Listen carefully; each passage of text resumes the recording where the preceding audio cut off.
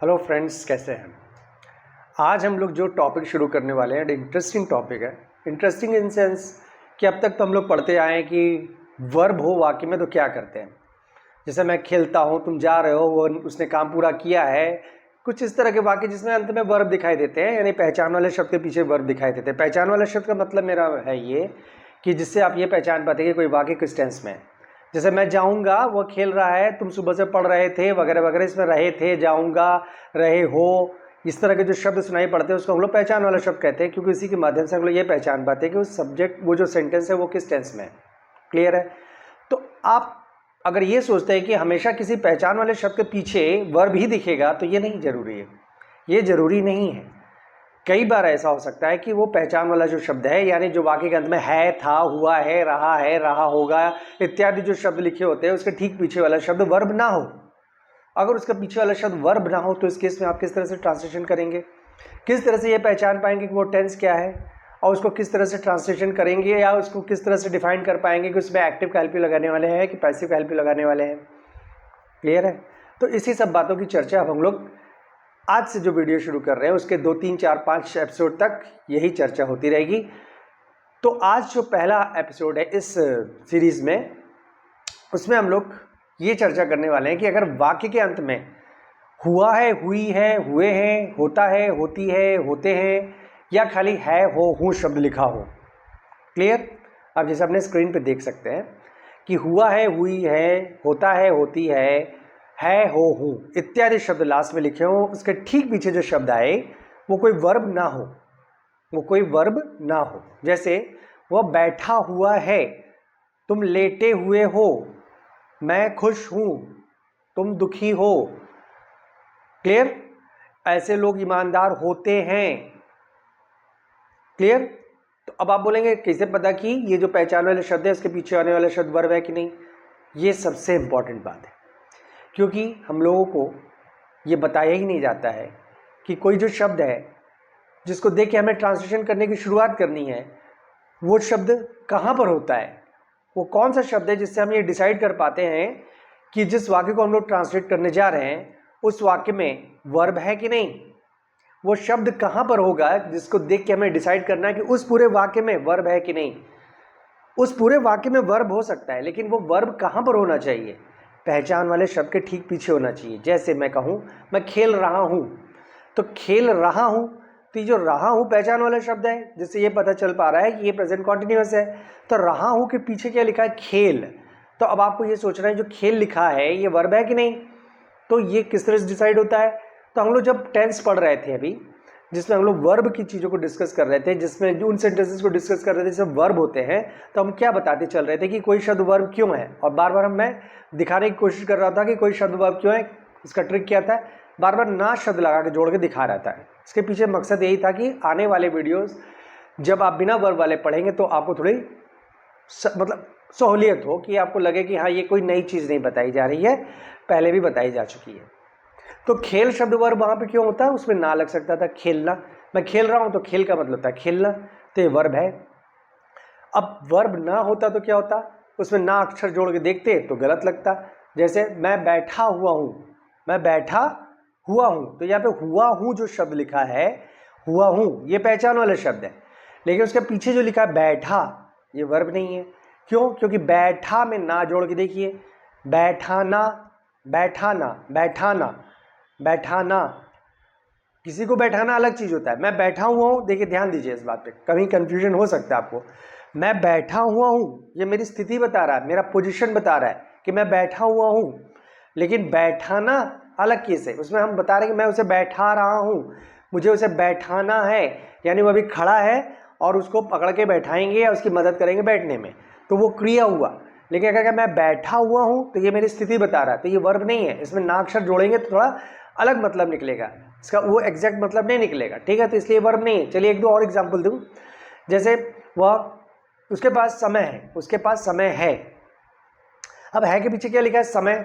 समय शब्द वर्ब है? नहीं है, क्योंकि समय शब्द के साथ ना अक्षर जोड़ के देखिए आप, समय ना, समय ना, ऐसा कोई शब्द होता है? नहीं होता है। तो इसका अर्थ ये हुआ ये शब्द वर्ब नहीं है। अगर ये शब्द वर्ब नहीं है तो इस तरह के वाक्यों को ट्रांसलेट कैसे करेंगे जिसमें पहचान वाले शब्द के पहले वर्ब नहीं है? इसी सब चीज़ की हम लोग चर्चा करने वाले इस वीडियो में। तो जैसे जैसे सेंटेंस हम लोग डील करेंगे ये कॉन्सेप्ट आपको और क्लियर होता चला जाएगा, आपको क्लैरिटी मिलती चली जाएगी, आपके डाउट सब क्लियर होते चले जाएंगे, मैं पूरी आशा करता हूँ। तो देखिए एक चीज़ मैं बता दूँ, जब वर्ब ना हो, जब पहचान वाले शब्द के पहले वर्ब ना हो, तो हमें सिर्फ जहाँ तक टेंस की बात है, अभी तक हम लोग खाली टेंस पढ़े हैं, तो अभी टेंस से रिलेटेड बात ही करेंगे। जब मॉडल शुरू करेंगे तो मॉडल से रिलेटेड बात तब करेंगे। तो अभी फिलहाल हम लोग ने टेंस के वर्ब वाले सीरीज को कंप्लीट किया है, अब बिना वर्ब वाले सीरीज शुरू करने वाले हैं। तो इसमें हम लोग को सिर्फ 4 टेंस पे ध्यान देना है, सिर्फ 4 टेंस। वो 4 टेंस क्या है? Present indefinite, present perfect, past indefinite और फ्यूचर इंडेफिनिट, सिर्फ 4 टेंस। क्लियर है? तो और अच्छी बात है, तो ज़्यादा आपको ध्यान में बहुत सी चीज़ों को ध्यान में रखने की ज़रूरत नहीं है। अब आपको इतना नहीं सोचना पड़ेगा ये कौन सा टेंस है। अगर है लगा है या रहा है लगा है तो समझ लीजिए प्रेजेंट टेंस की बात हो रही है, था लगा है तो पास्ट टेंस की, और होगा लगा है तो फ्यूचर टेंस की बात हो रही है। क्लियर है? तो हम लोग आज के वीडियो में प्रेजेंट इंडेफिनिट टेंस को डील करेंगे और ये दिखाएंगे कि प्रेजेंट इंडेफिनिट टेंस में भी जब वर्ब ना हो तो ऐसे भी वाक्य आ सकते हैं कि इसमें वर्ब ना हो।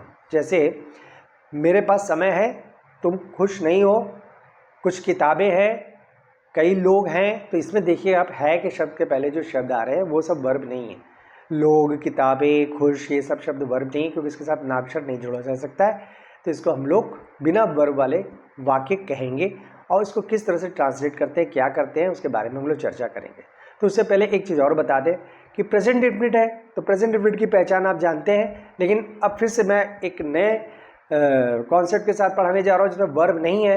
तो अब मुझे थोड़ा सा नए ढंग से आपको बताना पड़ेगा कि प्रेजेंट इंडेफिनिट में अगर वर्ब ना हो तो पहचान क्या होती है उस समय, और उसमें हेल्पियो क्या लगता है। हेल्पियो तो वही लगेगा, डू या डस लगेगा। अगर एक्टिव हो, एक्टिव का लगाना हो तो डू डस, पैसिव का लगाना हो तो इज आर एम। ठीक है, उसमें परिवर्तन नहीं आने वाला है, लेकिन थोड़ा सा परिवर्तन आ सकता है पहचान वाले शब्द में, क्योंकि जब हम लोग वर्ब पढ़ रहे थे तो उसमें वर्ब की पहचान में, उसमें पहचान ये बता रहे थे कि क्रिया के साथ ताहे, तिहे, ताहू इत्यादि शब्द लगे होते हैं। ठीक है, लेकिन अब आपको ये देखना है कि अगर वाक्य के अंदर हुआ है, हुई है, हुए हैं, होता है, होती है, होते हैं, या है, हो, हूँ, ये शब्द दिखे और उसके ठीक पहले वर्ब ना आए तो उसको प्रेजेंट इंडेफिनिट कहते हैं। क्लियर है? तो हम लोगों को प्रेजेंट इंडेफिनिट पढ़ना है और पहचान मैंने आपको बता दी। हेल्प यू आपको पता ही है, डू और डज लगाते हैं एक्टिव में और पैसिव में इज आर एम लगाते हैं। क्लियर है? अब चलिए शुरू करते हैं, ज़्यादा टाइम ना वेस्ट करते हुए सीधे पॉइंट पे आते हैं। तो सबसे पहला वाक्य आपके सामने आज है, उसके पास काम नहीं है, उसके पास काम नहीं है। अब हम आपको बता दें कि ये जो वाक्य मैंने आपको दिया है, पहली बात ये प्रेजेंट टेंस क्यों है, प्रेजेंट इंडेफिनिट क्यों है। तो देखिए है लिखा है लास्ट में और है के पहले लिखा है नहीं। देखिए नहीं शब्द लिखा हो तो उसको आप कंसीडर मत करिए, नहीं शब्द को मत देखिए, आपको देखना है कि पीछे ठीक क्या आ रहा है। तो इस केस में आ रहा है काम, काम शब्द आ रहा है पहचान वाले शब्द के पीछे। तो पहचान वाले शब्द हैं और इसके पीछे लिखा है काम, और ये शब्द वर्ब है कि नहीं पहले डिसाइड कर ले। किस तरह से डिसाइड करना है, इसमें ना अक्षर जोड़ के, कामना, कामना। क्या ये शब्द सुनने में सही लग रहा है? कामना सही लग रहा है, लेकिन इसका अर्थ अलग हो जा रहा है। कामना किसी का नाम होता है, कामना नाम होता है। कामना का मतलब डिजायर भी होता है, इंस्पिरेशन भी होता है। तो कामना एक नाउन हो गया। अगर जब इसमें नाम जोड़ रहे हैं ना तो वो एक नाउन का काम कर रहा है, वो वर्ब नहीं है।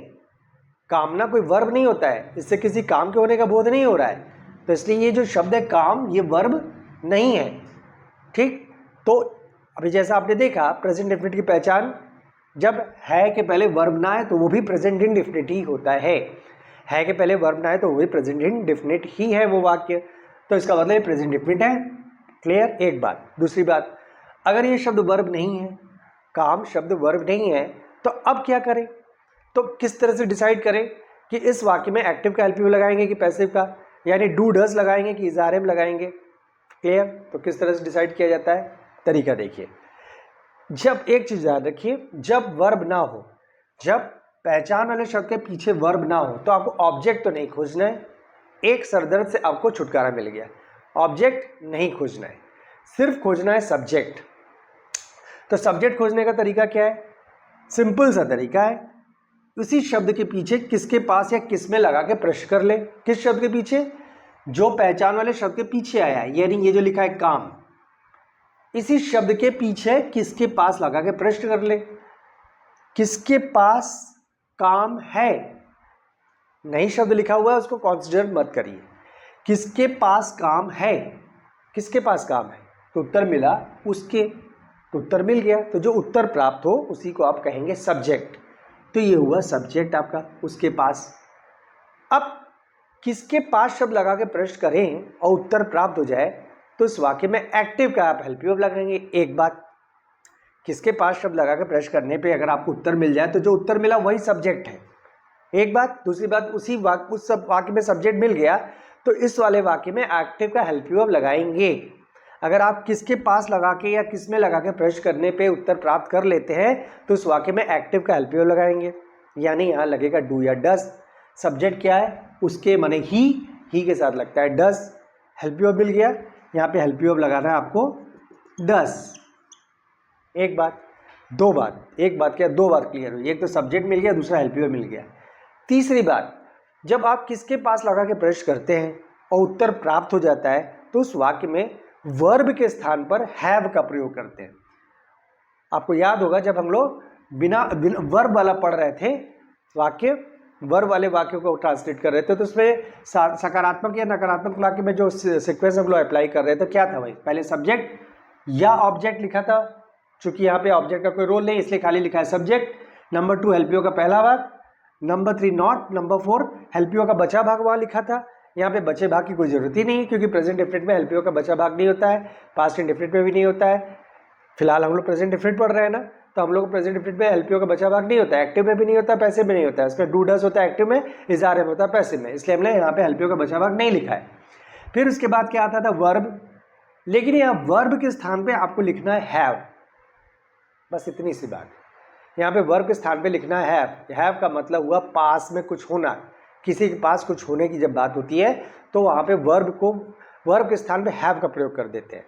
तो उस वाक्य में हैव को ही वर्ब मान लेते हैं, ये मान के चलिए यहाँ पे हैव को ही वर्ब मान लेंगे।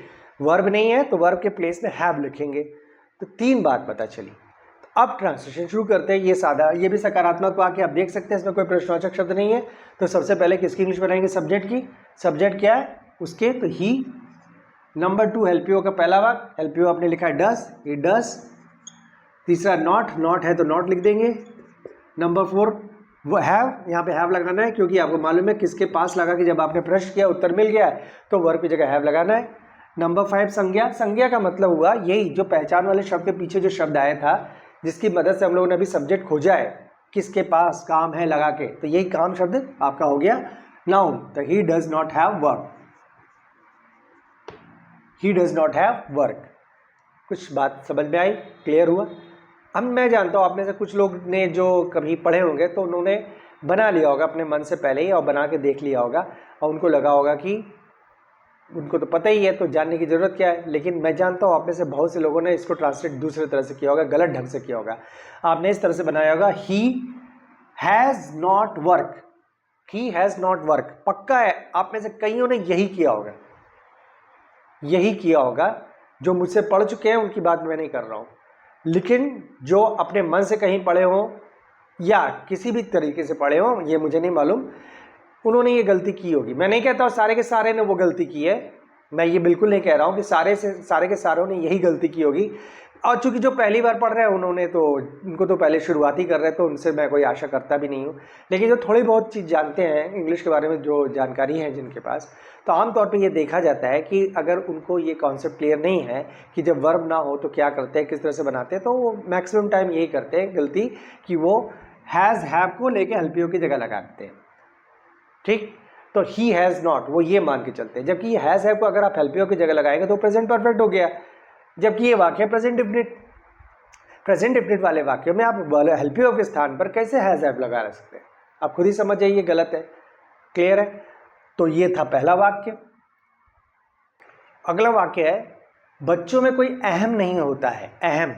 ठीक है, तो सबसे पहले चेक कर लिए प्रेजेंट डेफिनिट क्यों है। देखिए यहाँ लिखा होता है लिखा है और उसके पीछे लिखा है अहम। ये जो अहम शब्द है ये वर्ब नहीं है। किस तरह से पता, इसमें ना जोड़ के देखिए, अहम ना, ऐसा कोई शब्द सुना है आपने, नहीं सुना है। इसका मतलब ये शब्द वर्ब नहीं है, अहम शब्द वर्ब नहीं है। तो होता है या होती है या होते हैं के पहले अगर वर्ब ना आए, अगर वर्ब ना आए तो वो भी प्रेजेंट इंडेफिनिट ही होता है, जैसा आपने अपने जो भी मैंने आपके साथ शेयर किया था इसके रिलेटेड कुछ डिटेल्स उसमें आपने देख ही लिया है। तो ये है प्रेजेंट इंडेफिनिट। अब क्या करेंगे, वर्ब नहीं है तो जाहिर सी बात है खाली सब्जेक्ट खोजना है, किसके पास या किस में शब्द लगा के प्रश्न करना है, किसके पास अहम है या किस में अहम है, किसके पास अहम है या किस में अहम है, बच्चों में अहम है, किस में अहम है, बच्चों में। तो ये हो गया आपका सब्जेक्ट मिल गया। तो इसमें भी हेल्पियो क्या लगेगा, डू या डस। सब्जेक्ट और यहाँ पे सब्जेक्ट क्या है, बच्चों बहुवचन होता है, उसके साथ क्या लगना चाहिए, डू। हेल्पियो मिल गया। फिर से ये देख लेंगे नकारात्मक वाक्य, तो सबसे पहले सब्जेक्ट इंग्लिश बनाएंगे। सब्जेक्ट क्या है, बच्चों, चिल्ड्रन। नंबर 2 हेल्पियो का पहला भाग, हेल्पियो डू। नंबर 3 नॉट लिख देंगे। नंबर 4 हेल्पियो का नंबर 4 हैव। देखिए बार बार मेरे मुंह से निकलेगा हेल्पियो का बचा भाग, क्योंकि आदत हो गई है बिना वाले वर्ब वाले वाक्य को जो स्ट्रक्चर हम लोग इतने दिन से रिपीट करते चले जा रहे थे, तो उसमें यही मुंह से निकल रहा था बार बार, हेल्पियो का बचा भाग, हेल्पियो का बचा भाग। इसमें भी होता है, वो कब होगा, जब प्रेजेंट परफेक्ट का वाक्य लेके चलेंगे हम लोग, उसमें जब वर्ब नहीं होगा तो उसमें हेल्पियो का बचे भाग की जगह हम लोग को यूज़ करना होगा तो यूज़ करेंगे। क्लियर है, यहाँ तो नहीं होने वाला है, अभी को बता चुके हैं हम आपसे। तो सबसे पहले इसकी जगह फिर क्या लिख देंगे, हैव। फिर इसके बाद संज्ञा क्या है, कोई अहम, any ego. Children do not have any ego. अगला वाक्य है, मोहन को एक समस्या है। मोहन को एक समस्या है। फिर से देख लिए प्रेजेंट इंडेफिनिट क्यों है, देखिए है लिखा है लास्ट में, उसके पहले लिखा समस्या, यह शब्द वर्ब नहीं है। क्यों नहीं है, इसमें ना जोड़ के देखिए, समस्या ना, ऐसा कोई शब्द आपने सुना है, नहीं सुना। इसका मतलब ये शब्द वर्ब नहीं है। अगर ये शब्द वर्ब नहीं है तो फिर क्या करेंगे, सिर्फ सब्जेक्ट खोजेंगे। सब्जेक्ट खोजने के लिए क्या करेंगे, किसके पास या किसमें शब्द लगा के प्रश्न करेंगे। किसके पास समस्या है, किसके पास समस्या है, मोहन को है तो मोहन के पास है। अब देखिए के पास लगा हुआ दिखेगा नहीं हर बार वाक्य में, ये भी सबसे इंपॉर्टेंट बात है समझने की। देखिए ये नहीं लिखा कि मोहन के पास एक समस्या है, लिखा नहीं है, लेकिन जब आप प्रश्न पूछ रहे हैं किसके पास समस्या है, तो उत्तर एग्जैक्ट नहीं लिखा कि मोहन के पास एक समस्या है, लेकिन आप अपने विवेक का अगर प्रयोग करके देखेंगे तो आपका दिमाग यही कहेगा भाई मोहन को एक समस्या है तो मोहन के पास ही तो हुई वो समस्या। मोहन को समस्या का मतलब क्या हुआ, मोहन की जिंदगी में वो समस्या है। मोहन को एक समस्या का मतलब मोहन की जिंदगी में वो समस्या है। तो मोहन की जिंदगी में अगर वो समस्या है तो वो समस्या मोहन के पास ही ना हुई। अब पास का ये नहीं मतलब है बगल में कोई चीज हो बोलेंगे मेरे पास है, वो सेंस नहीं है यहाँ पे पास। यहाँ पे पास का मतलब है आपके जिंदगी में कोई चीज है तो वो आपके पास है, आपके हाथ में कोई चीज है तो वो आपके पास है, आपके दिमाग में है तो आपके पास है, आपके जेब में है तो आपके पास है, आपके बैग में तो आपके पास है, आपके घर में तो आपके पास है। यानी आपसे रिलेटेड कोई चीज आपके पास है, यही बताने की कोशिश की जा रही है। तो उसी को खोजा जा रहा है किसके पास शब्द लगा के प्रश्न कर कि किसके पास समस्या है। जब आपने प्रश्न किया तो उत्तर मिला मोहन को एक समस्या, यानी मोहन के पास समस्या है। तो ये भी एक तरीका पता कर लेने का कि जो शब्द ऊपर जो सब्जेक्ट लिखा होता है या जिसको आप सब्जेक्ट मान रहे हैं या सोच रहे हैं सब्जेक्ट हो सकता है, उसके साथ के पास लगा के जोड़ के वाक्य को पढ़ दीजिए। जैसे मोहन के पास एक समस्या है, मोहन के पास एक समस्या है, तो सही लग रहा है तो ठीक है। तो ये मोहन शब्द सब्जेक्ट है, या तो किसके पास लगा के आप प्रश्न कर रहे हैं किसके पास समस्या है, तो मिला मोहन को का मतलब मोहन के पास। तो यहाँ पे जरूरी नहीं कि के पास लगा होगा तभी आप मानिएगा कि वो सब्जेक्ट है, ठीक है। ये बिल्कुल जरूरी नहीं है कि हर वाक्य में आपको के पास लगा हुआ दिखाई दे, आपको अपना सेंस यूज करना है। तो यहाँ पे आप किसके पास या किस में लगा के प्रश्न आपने किया तो उत्तर यही मिला मोहन को समस्या है। तो यहाँ पे ये मोहन हो गया सब्जेक्ट, मोहन है एक वचन, और आपको मालूम है डू या डस लगाना है, मोहन के साथ डस लगेगा क्योंकि वो एक वचन है। हेल्प में मिल गया। अब ट्रांसलेशन शुरू करते हैं। सबसे पहले सब्जेक्ट इंग्लिश बनाएंगे। सब्जेक्ट क्या है, मोहन। नंबर 2 हेल्पियो का पहला भाग डस। नंबर 3 नॉट तो है नहीं इस वाक्य में, तो नॉट छोड़ देंगे। इसके बाद है क्या, हैव। इसके बाद है संज्ञा। संज्ञा क्या, एक समस्या, problem. Mohan does have a problem. देखिए ये वाक्य सही है, Mohan does have a problem, कोई प्रॉब्लम नहीं इस वाक्य में। लेकिन आपने प्रेजेंट डेफिनिट जब पढ़ा है तो उसमें आपको बताया गया कि डू या डस के बाद वर्ब आए या नेवर आए तो डू डस हटा देते हैं। लेकिन यह भी बताया गया था कि अगर बात को जोर दे के कहा जा रहा हो, जोर दे के कहा जा रहा हो, किसी बात पे जोर दिया जा रहा हो, तो उस केस में आप डू डस नहीं हटाते हैं, ये बताया गया था। तो अगर आप ये मान के चलते हैं कि यहाँ पे बात को जोर दे के कहा जा रहा है, मोहन को एक समस्या है, मोहन को एक समस्या है, Mohan does have a problem, बोलने का भी उस समय अंदाज बदल जाएगा। ऐसे नॉर्मली कहते हैं Mohan does have a problem तो ये गलत लगेगा, लेकिन अगर Mohan does have a problem, भाई मोहन को तो समस्या है, Mohan does have a problem, तो उस केस में आप डज मत हटाइए। लेकिन अगर आपको लग रहा है कि यहाँ पे कोई बात जोर दे के नहीं कही जा रही है, नॉर्मली बात कही जा रही है, एक बात साधारण सी बात बताई जा रही है मोहन से रिलेटेड कि भाई मोहन को एक समस्या है, ठीक, तो उस केस में आपको यहाँ से डज हटाना पड़ेगा, क्योंकि यहाँ पे डज के बाद हैव आ रहा है। ये आप अपने स्क्रीन पे देख सकते हैं। इससे रिलेटेड एक महत्वपूर्ण बात जो है ये आप देखा आपने, इसमें ये लिखा हुआ है कि अगर डज के तुरंत बाद हैव आए तो डज को हटाइए और हैव की जगह हैज लिखिए। डज को हटाइए और हैव की जगह हैज लिखिए। Mohan has a problem. यानी आपको याद दिला दूं, जब आप देख रहे थे डज के बाद जब वर्ब आ रहा था, हम लोग क्या कर रहे थे, डज हटा के वर्ब में एस या यस जोड़ रहे थे। तो कुछ इस तरह समझिए कि यहाँ पे डज के बाद हैव जो लिखा था आपने, ये वर्ब है। पहले ही मैं बता रहा हूँ कि ये वर्ब के प्लेस पे है, तो ये वर्ब है। तो वर्ब होता तो हम लोग एस या यस लगाते, लेकिन अगर यहाँ पे डज के बाद हैव आया था तो डज हटाते तो एस या यस कहाँ लगाते, हैव में, हैव से हो जाता है। तो ऐसा कोई वर्ड नहीं होता है। इसलिए रूल ये बना कि अगर डज के बाद हैव आए तो डज हटाओ और हैव की जगह हैज लिख दो। डज हटाओ, हैव की जगह हैज लिख दो, तो हो गया Mohan has a problem. Clear. अगला वाक्य है मुझे एक संदेह है। मुझे एक संदेह है। क्लियर। अब यहाँ पे है पहचान वाला शब्द, उसके पीछे लिखा है संदेह। संदेह शब्द वर्ब नहीं है, क्योंकि इसमें ना जोड़ के देखिए, संदेह ना ऐसा कोई शब्द आपने नहीं सुना होगा, इसलिए ये शब्द वर्ब नहीं है। तो इसलिए ये वाक्य भी प्रेजेंट डेफिनिट का ही एक उदाहरण है। यानी है के पहले अगर वर्ब नहीं आया तो प्रेजेंट डेफिनिट है। तो ये वर्ब, संदेह शब्द वर्ब नहीं है, तो क्या करेंगे फिर, भाई किसके पास लगा के प्रश्न करिए, किसके पास संदेह या किसमें संदेह, किसके पास संदेह। तो लिखा मुझे एक संदेह, क्या मतलब मेरे पास संदेह है। तो किस तरह से मेरे पास हुआ, क्योंकि मेरे दिमाग में, जब संदेह होता है तो कोई चीज़ आपके दिमाग में होता है कि दिमाग में कुछ चल रहा होता है, तो उसको आप कहते हैं संदेह है, डाउट है। क्लियर। तो ये आपके पास है, यानी मेरे पास है। मुझे एक संदेह का मतलब मेरे पास एक संदेह। तो किसके पास संदेह, मुझे का मतलब मेरे पास एक संदेह। तो उत्तर मिल गया। तो ये हो गया आपका सब्जेक्ट, और यहाँ पे भी वर्ब की जगह हैव लगाना है। क्लियर। और यहाँ पे सब्जेक्ट क्या, एलपीओ क्या लगेगा, डू, क्योंकि मुझे लिखा है तो आई के साथ लगता है डू। एलपीओ मिल गया। आप ट्रांसलेशन शुरू करें। सबसे पहले सब्जेक्ट की इंग्लिश, सब्जेक्ट क्या है मुझे, आई। नंबर 2 एलपीओ अब डू। नंबर 3 नॉट नहीं है। Number 4 have. नंबर 5 संज्ञा क्या, एक संदेह, a doubt. I have a doubt, I do have a doubt. फिर से वही बात दोहराई जाएगी कि यहाँ से डू हटाना है कि नहीं हटाना है, क्योंकि जब जब आपको डू लगाना होगा, जब जब डज लगाना होगा, जब जब डिड लगाना होगा, आपको ये सोचना भी पड़ेगा उसके साथ ही साथ कि डू डज डिड लगा रहने दें या हटाएं। यही सबसे पेचीदगी वाली बात है इन दोनों टेंस में, कि डू डज डिड का जब भी आप प्रयोग करते हैं तो साथ ही साथ आपको दिमाग में रखना पड़ता है कि इसको लगा रहने दें कि हटाएं। इस कारण ये दोनों टेंस कठिन हो जाते हैं। इस दोनों टेंस के कई वेरिएशंस हैं, जैसे कि वर्ब हो सकते हैं इसके साथ, वर्ब नहीं हो सकते, ये भी टिटिम्मा इसके साथ चलता है। इसलिए ये चीज़ें और भी कठिन बना देती हैं इस टेंस को भी और पास्ट इंडेफिनिट को भी। क्लियर। तो अब आप डू हटाइए या नहीं हटाइए, ये आपको सोचना है कि अगर आप जो बात को जोर दे के कह रहे हैं तो ठीक है, डू मत हटाइए, I do have a problem कह लीजिए, I do have a doubt कह लीजिए। लेकिन आपको लग रहा है नॉर्मली ये बात कही जा रही है, कोई खास कोई बात को जोर देने के लिए नहीं कही जा रही है, सिंपली जैसे कहते हैं वैसे कही जा रही है। तो उस केस में आपको यहाँ से डू हटाना पड़ेगा।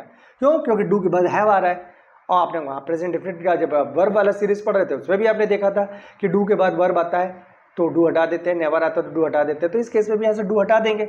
और वहाँ बताया गया तो डू हटाते तो कोई परिवर्तन नहीं करते, वर्ब में ऐसे एस नहीं जोड़ते हैं। क्यों, क्योंकि डू में ना एस जुड़ा है ना ई एस जुड़ा है, तो इसलिए वर्ब में ऐसे एस नहीं जुड़ रहता है। तो इस केस में भी यहाँ पे भी यही करेंगे कि जब आप डू हटाएंगे यहाँ से तो हैव में कोई परिवर्तन नहीं करेंगे, कोई छेड़छाड़ नहीं करेंगे, यानी हैव का हैव ही रहेगा। तो I have a doubt, I have a doubt. अगला वाक्य है कि इस समस्या का सिर्फ एक समाधान है। इस समस्या का सिर्फ एक समाधान है लिखा है लास्ट में, इसके पहले लिखा समाधान। समाधान शब्द में ना जोड़ के देखिए, समाधान ना ऐसा कोई शब्द नहीं बनता है, इसलिए ये शब्द भी वर्ब नहीं है। तो इसका मतलब ये शब्द, ये वाक्य भी हुआ प्रेजेंट डेफिनिट, यानी है के पहले अगर वर्ब नहीं है तो वो भी वाक्य होता है प्रेजेंट डेफिनिट। क्लियर। एक बात। दूसरी बात, ये शब्द वर्ब नहीं है तो क्या करेंगे, किसके पास लगा के प्रश्न करेंगे, किसके पास समाधान है, किसके पास समाधान है। ठीक है। अब इस समस्या के पास एक समाधान है। सुनने में तो अटपटा लग रहा है, सुनने में तो अटपटा लग रहा है कि भाई किसके पास एक समाधान है, इस समस्या के पास एक समाधान है। आप बोलेंगे समस्या भी है उसके पास एक समाधान भी है, ये कैसे हो सकता है, ये तो बड़ी अटपटी सी बात लग रही है। लेकिन मैं बता दूं, जनरली यही कहा जाता है कि अगर बोले कि किसके पास समाधान है तो उत्तर जो लिखा है इस समस्या का, तो इसी को मान लेते हैं समस्या के पास ही एक समाधान है। इलॉजिकल है, इलॉजिकल, अप्रासंगिक है, एकदम गलत लग रहा है सुनने में। लेकिन इसको स्वीकार किया जाता है। इंग्लिश वाले जो स्ट्रक्चर है, इंग्लिश का जो ग्रामर आप पढ़ रहे हैं, इसमें इसको स्वीकार किया जाता है। इसको एक और तरीके से बनाते हैं। जिन लोगों को ये बात पचती नहीं है वो इस तरह से नहीं बनाते हैं, वो देयर का प्रयोग करते हुए बनाते हैं। जब देयर वाला हम लोग पढ़ेंगे तब हम आपको बता देंगे क्यों। लेकिन मुझे चूंकि अभी है वाला पढ़ा रहे थे सीरीज, तो उसमें मुझे लगा ये भी बता देना चाहिए। तो आप फिलहाल ये मान के चलिए, इसको हम लोग ये मान के चलेंगे कि किसके पास समाधान है, किसके पास समाधान है। तो इस समस्या का मतलब इस समस्या के पास समाधान है। यानी अब जो भी कॉन्सेप्ट हो, जो भी अंग्रेजों ने बनाते समय ये जो भी सोचा हो, उनका जो भी आधार रहा हो इसको सोचने के पीछे, मैं उसके डिटेल में नहीं जाना चाहता हूँ। लेकिन आप इस तरह के सेंटेंस कई जगह पा सकते हैं, ठीक है। इसलिए मुझे लगा कि मुझे बता देना चाहिए, आप कंफ्यूज ना हो जाए इसलिए। तो ठीक है, तो ये मान के आपको चलना पड़ेगा यहाँ पे कि किसके पास समाधान है, तो इस समस्या के पास समाधान है। तो इस केस में आपको इस समस्या को जो है सब्जेक्ट मानना है। अगर ये सब्जेक्ट है तो यहाँ पे हेल्प यू लगेगा डस, क्लियर, और वर्ब की जगह हैव लगाना ही है, क्योंकि किसके पास लगा के आपको प्रश्न करने पे उत्तर मिल गया है। तो अब इसको देख के बनाना शुरू करें। सबसे पहले सब्जेक्ट क्या है, इस समस्या, दिस प्रॉब्लम, फिर हेल्प यू के पहला भाग डस, फिर नॉट नहीं है, फिर हैव लगाना है। सिर्फ एक समाधान, संज्ञा ये बचा है, सिर्फ एक समाधान, ओनली वन सोल्यूशन।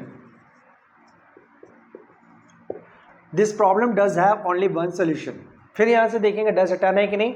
अगर नॉर्मली बात हो रही है तो डज हटाना पड़ेगा। अगर बात जोर देके की जा रही है तो डज नहीं हटाना है। जैसे इस समस्या का सिर्फ एक समाधान है, this problem does have only one solution. अगर ये कह रहे हैं गलत नहीं है, गलत नहीं है, क्योंकि यहाँ लग रहा है बात को जोर देख के कहा जा रहा है, ऐसा कुछ लग रहा है कि this problem does have only one solution, does have only one solution. और अगर आपको लग रहा है कि नहीं भाई बात जोर दे के नहीं कही जा रही है, नॉर्मली कही जा रही है, तो ठीक है भाई, तो डज हटाते हैं और डज हटा के हम लोग को क्या करना है, हैव का हैज करना है। तो हो जाएगा this problem has only one solution. Clear. तो आज हम लोगों ने प्रेजेंट इंडेफिनिट के कुछ ऐसे वाक्यों को डील किया जिसमें हम लोगों ने देखा कि है, हो, हूँ होता है कि पहले। अच्छा एक और डील कर लेते हैं, रुक जाइए, नहीं तो गड़बड़ हो जाएगी। एक हाँ, तो जो वाक्य था वो बैठा हुआ है, मुझे लगा ये भी बता देना जरूरी है, नहीं तो मैं वीडियो वहीं पे ख़त्म कर देता। तो देखिए हुआ है, यहाँ पे पहचान वाला शब्द है, हुआ है, हुई है, हुए हैं, ये भी पहचान वाला शब्द है। इसके ठीक पीछे लिखा बैठा। बैठा शब्द वर्ब नहीं है, क्यों? क्योंकि बैठा ये आपकी पोजीशन को बता रहा है, आपकी स्थिति को बता रहा है, ठीक है, ये आपकी स्थिति को बता रहा है। अब आप बोलेंगे तो मैं फंस गया। क्यों फंस गया? कि अब यहां पर हैव नहीं लगेगा, और मैं बता रहा हूं आपको हैव वाली सीरीज, और यहां पे हैव लगेगा नहीं, तो हो गई गड़बड़। क्लियर है? तो मुझे लगता है कि ये सेंटेंस आज नहीं डील करेंगे, ये सेंटेंस बाद में डील करेंगे, जब हम लोग ऐसे सेंटेंसेस को पढ़ेंगे जहां पर किसके पास लगा के प्रश्न करने पे उत्तर ना मिले तो क्या करते हैं। तो गलती से मैंने तो ये सेंटेंस लिख दिया और उस समय सोचा नहीं इसका क्या परिणाम होगा। परिणाम ये हुआ कि मुझे ये वाक्य यहाँ पे छोड़ना पड़ रहा है। अब इसको हम लोग डील करेंगे तब जब हम लोग बिना वर्ब वाले वाक्य तो पढ़ रहे होंगे, लेकिन उस समय किसके पास लगा के प्रश्न करने पर उत्तर नहीं मिलेगा तो क्या करेंगे, वो डील करेंगे, तब ये चीज़ पढ़ेंगे। तो उसके लिए मुझे खेद है कि आपका मैंने समय थोड़ा सा लिया, अपना भी समय बर्बाद किया, आपका खाली नहीं अपना भी बर्बाद किया। तो बस मैं इस वाक्य को यहाँ पे डील नहीं करूँगा, बाद में बताऊँगा। खाली इतना प्रश्न करके आपको दिखा दूँ कि ये इसमें हैव क्यों नहीं लगेगा, बस इतना ही दिखाऊँगा करके। और ये बता दो ये वर्ब क्यों नहीं है। ये जो बैठा शब्द है ना, बैठा मतलब बैठना, बैठा मतलब बैठना, तो आपको कहीं तो वर्ब तो है, लेकिन यहाँ लिखा बैठा। बैठा में ना जोड़ेंगे तो बैठा ना हो जाएगा, तो वो भी वर्ब है, वो भी वर्ब है। लेकिन उस केस में ये दिख रहा है कि काम हो रहा है, यानी कोई खड़ा है उसको बैठा रहे हैं आप। लेकिन यहाँ पे हम बोल रहे हैं वह बैठा हुआ है, तो काम कहाँ हुआ भाई? वो बैठा हुआ है, वो बैठा हुआ है, उसकी स्थिति है, वो कुछ नहीं किया है, वो ऑलरेडी से बैठा हुआ है। उसको कोई पकड़ के बैठाया है या नहीं है इससे कोई मतलब नहीं, वो बैठा हुआ है, उसकी स्थिति को बता रहा है ये वाक्य, ये शब्द, इसलिए ये भी वर्ब नहीं हुआ। क्लियर है? इसलिए मैं इस तरह के वाक्य की श्रेणी में इसको मैंने रखा है, इस शब्द को भी। इसके बारे में ज़्यादा चर्चा हम लोग बाद वाली वीडियो में करेंगे। तो चलिए बस इस वीडियो को यहीं समाप्त करते हैं। मैं आशा करता हूँ आपको कुछ नई चीज़ सीखने को मिली है इस वीडियो से, और मिली है तो फिर मैं वही सब कुछ बातें दोहराऊँगा। आप समझी गए होंगे क्या बातें दोहराऊंगा। तो चलिए मैं अब जब बातें ज़्यादा ना करके इससे रिलेटेड कुछ होमवर्क आपको देके जा रहा हूँ, और उसके रिलेटेड जो भी सेंटेंसेस है आपको बनाना है, उसके रूल्स को देख के बनाना है। अगर आपको कोई समस्या होगी तो आप कमेंट बॉक्स में कमेंट करके पूछ लीजिएगा, मैं आपको बताने की कोशिश करूँगा, समझाने की कोशिश करूँगा। तो चलिए अगले वीडियो में फिर से मिलेंगे, तब तक के लिए जय हिंद।